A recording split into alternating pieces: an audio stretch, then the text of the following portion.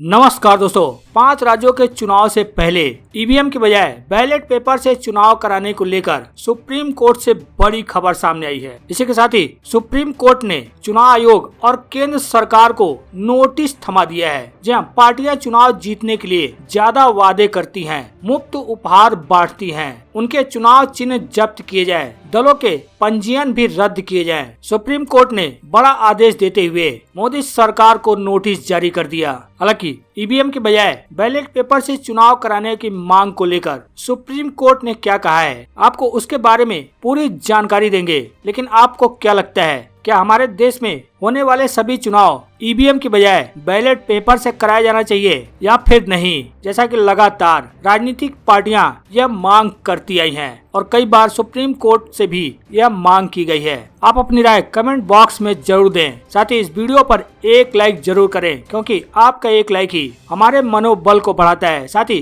Channel को subscribe करने के साथ घंटी को बजाना बिल्कुल ना भूलें। जी आपको बता दें, जैसे जैसे 5 राज्यों के चुनाव की तारीखें नजदीक आती जा रही है, वैसे वैसे ईवीएम का मुद्दा और तेजी से उठने लगा है। अब एक बार फिर इलेक्ट्रॉनिक वोटिंग मशीन का मामला सुप्रीम कोर्ट पहुंचा है, जहां सुप्रीम कोर्ट में एक याचिका दायर की गई है। मांग की गई है कि बैलेट पेपर से चुनाव कराया जाए। बता दें, वकील मनोहर लाल शर्मा ने सुप्रीम कोर्ट में ईवीएम से मतदान के खिलाफ याचिका दायर की। उसमें मांग की है कि याचिका पर जल्द सुनवाई की जाए। अब सीजेआई एनबी रमन्ना ने कहा है कि क्या अब उनको ईवीएम मशीन से दिक्कत है। शर्मा ने कहा कि बैलेट पेपर से ही चुनाव होने चाहिए, हम कानून के लिहाज से बात कर रहे हैं। उन्होंने मांग की कि विधानसभा चुनाव से पहले सुनवाई हो। शर्मा ने अपनी याचिका में जन प्रतिनिधि अधिनियम की धारा 61A को चुनौती दी है, जिसमें बैलेट पेपर की जगह इलेक्ट्रॉनिक वोटिंग मशीन यानी ईवीएम से मतदान कराए जाने का प्रावधान किया गया है। शर्मा की याचिका के मुताबिक इस प्रावधान को अब तक संसद से मंजूरी नहीं मिली है, लिहाजा इसके जरिए कराए गए अब तक के सारे चुनाव अवैध हैं। सब जगह बैलेट के जरिए फिर से मतदान कराया जाना चाहिए। इस पर उन्होंने मांग की है कि जल्द से जल्द इस पर सुनवाई हो और विधानसभा चुनाव से पहले इस पर सुनवाई हो।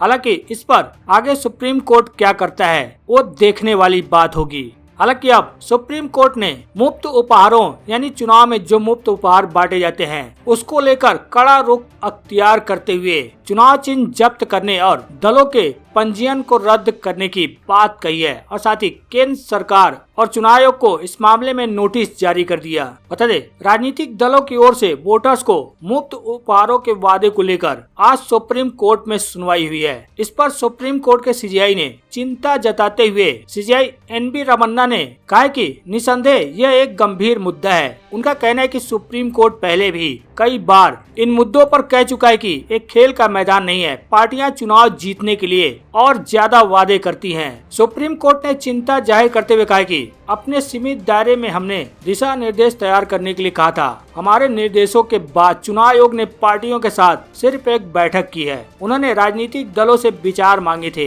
यहाँ तक तो हमें पता है, लेकिन उसके बाद क्या हुआ मुझे पता नहीं। बता दें, सुप्रीम कोर्ट ने याचिकाकर्ता अश्विनी उपाध्याय से कहा कि उन्होंने सिर्फ पार्टियों को ही शामिल क्यों किया है, जबकि सभी स्टेक होल्डर की इस नीति निर्माण में सहभागिता जरूरी है। इतना ही नहीं, कोर्ट ने याचिकाकर्ता अश्विनी उपाध्याय से यह भी पूछा कि तमाम राजनीतिक दल वादे कर रहे हैं तो आपने सभी पार्टियों की जगह सिर्फ 2 पार्टियों का ही जिक्र क्यों किया। याचिकाकर्ता की ओर से वरिष्ठ अधिवक्ता विकास सिंह ने कहा कि वह बाकी पार्टियों को भी इसमें शामिल करवाने की कोशिश करेंगे। कोर्ट ने केंद्र और चुनाव आयोग से पूछा कि क्या चुनाव से पहले वोटर से किए गए मुफ्त उपहारों के वादों को पूरा करने के लिए भी विचार किया जाता है। बता दें कि इस मामले पर याचिकाकर्ता की तरफ से कहा गया कि सरकारी फंड से मुफ्त उपहार बांटने का वादा स्वतंत्र निष्पक्ष चुनाव को प्रभावित करता है, इसलिए इसे अपराध घोषित किया जाना चाहिए। वकील का कहना था कि सभी दल चुनाव से पहले मतदाताओं को लुभाने के लिए तरह तरह के मुफ्त उपहार देने का वादा करते हैं। सिंह का कहना है कि दरअसल इन वादों का बोझ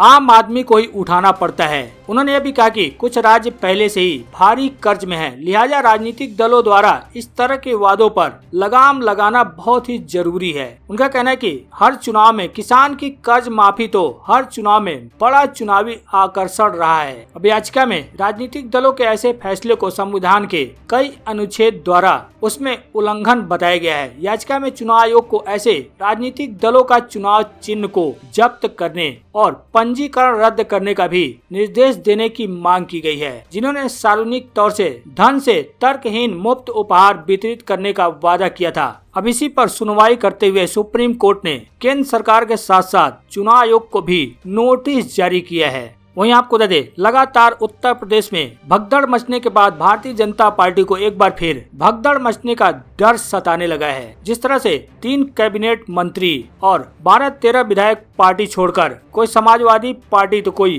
किसी पार्टी में शामिल हो गया। अब भारतीय जनता पार्टी को फिर से डर सताने लगा है, क्योंकि भारतीय जनता पार्टी 80 विधायकों के टिकट काट सकती है, दर्जनों की सीट बदल भी सकती है। जहां उत्तर प्रदेश विधानसभा चुनाव के मद्देनजर भाजपा की एक उच्च स्तरीय बैठक हुई है, जिसमें पार्टी के आला अधिकारी नेताओं ने उम्मीदवारों के नाम को अंतिम रूप दिया। अब सूत्रों के मुताबिक इस बार भी लगभग 80 मौजूदा विधायकों को टिकट नहीं मिलने की संभावना है। इसके अलावा लगभग 1 दर्जन सीटें ऐसी होंगी जिस पर प्रत्याशियों को बदला जाएगा। अब इस बाबत पार्टी को भगदड़ की चिंता एक बार फिर सताने लगी है। वहीं इसके साथ ही आपको बता दें, अब भोजपुरी जगत की सुपरस्टार और अपने अभिनय और खूबसूरती से सबको दीवाना कर देने वाली एक्ट्रेस रानी चटर्जी अब कांग्रेस में शामिल हो चुकी हैं। हालांकि हाल ही में उन्होंने सोशल मीडिया के जरिए इस बात की उन्होंने जानकारी दी थी। रानी चटर्जी ने इंस्टाग्राम पर एक फोटो शेयर की, जिसमें वे प्रियंका गांधी के साथ खड़ी नजर आ रही हैं। फोटो में वो